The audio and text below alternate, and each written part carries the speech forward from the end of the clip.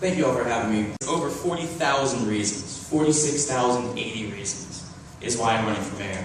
Because that's the amount of people that we have under the poverty line right here in Athens-Clarke County. 38% poverty rate, one of the highest in the nation. And that's unacceptable. We have families here who are struggling to make sure they have affordable, reliable public transit so they can get to their jobs, take their kids to their daycare, get to those educational opportunities that can help them rise their families up. Those same families, they struggle with childcare, making sure their kids can have quality, safe childcare for them. Because it's just not affordable. They have to make these choices of, am I going to take this job here, this extra job that really help my family? But I'm not sure if I can, because I'm not sure if I have a safe, quality environment for my child to be learning and be kept in. That's not a choice that people should be having to make here in this community. And I'm not going to stand while that choice has to be made here. How will you pay for the improvements that you suggest? The public transit system right now only has $800,000 that comes from the fare box. Those fare boxes cost us $100,000 even half per year. And so it's $800,000 we've been making up. The way we could be doing this is the same way they did it in Clemson, South Carolina, the same way they did it in Chapel Hill, the same way they did it in Boone, which what they did is they combined the university system with the county system so that the university funds could go to the county and get federal funds matching.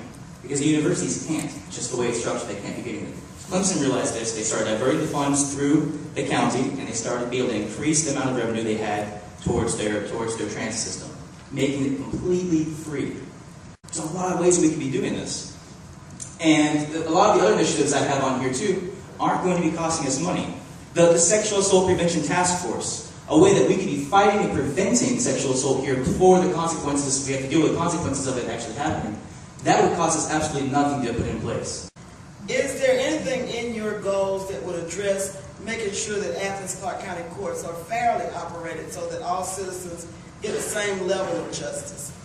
Nationally, people of color are arrested 4 times more than Caucasians are for marijuana possession. 4 times. That shows right there that fairness is not happening here, and that's something that needs to be addressed. And the rate of usage is just about the same.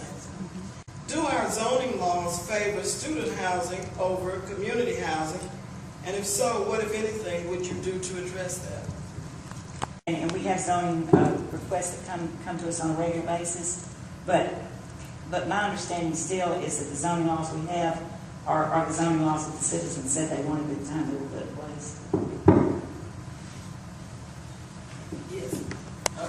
I think those zoning laws maybe were the zoning laws that people wanted when they were put in place, but they're not the zoning laws that people want here now, and they're not the zoning laws that we need here in Athens-Clarke County now. Right now, all of us who go downtown, we see the amount of student housing that's coming up, and it's a lot. We need to make sure that these buildings are being built in a way that's strong for our environment, that these buildings are going to be here for a long period of time. I don't want to see apartment buildings being built up that are only made to really be there for about 10 years and they're just going to kind of fall into disrepair. We need to make sure that these kind of buildings are as beautiful and long-standing as the wonderful buildings we have on Clayton Street right now that we love and look at every time we're downtown.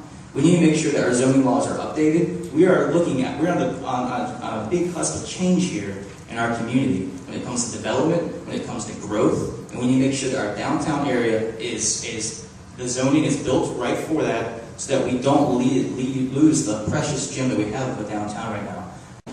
Why have you allowed the auditor position, this is for Ms. Denson, to remain vacant for a year?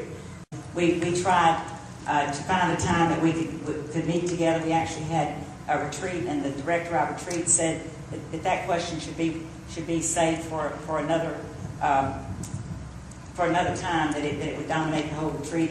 But what we want to do is we want to talk about what that position does, because it's never had any definition to it. And there was even some discussion among commissioners about whether or not that job needed to exist anymore. It is a required position for our charter.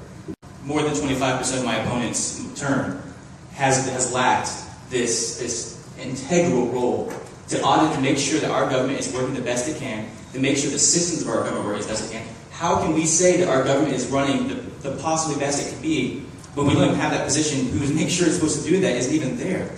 How is that not a priority? We should not be dragging our feet. I've seen the last few years, that's what's kind of been the biggest examples of what this our mayor's been doing here has been dragging the feet. Things not happening. A lack of action.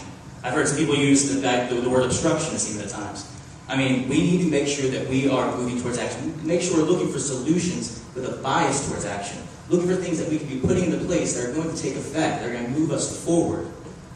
And that's what I want to do. I want to bring that kind of energy, that kind of passion, that kind of ability to work with each other, work with our community, to put these kind of changes into effect. We need to make sure that we're doing more. My idea for economic development here is three-part. One part does include trying to bring in out-of-town, out-of-state businesses here, such as Caterpillar. But we can't be relying on companies from a different state, from Indiana, driving our economy in Athens, Georgia. We also need to make sure we're fostering local businesses here, especially tech startup businesses, which I know was mentioned in that question. That is something that I've met with the director of For Athens. Me and Jim talked, and he said that we need to make sure a lot of investors aren't coming in here to Athens because they don't see that local investment happening here by our local government first and foremost. That's what they look for before they decide to put their own money in our community. So we need to make sure that we're stepping up and we're having part of our economic development, having a part of our $500,000 budget for economic development center going into that. So, I mean, the real reason, though, I want to have us working together, I want to be your mayor, is so we can make that Athens for everyone I mentioned.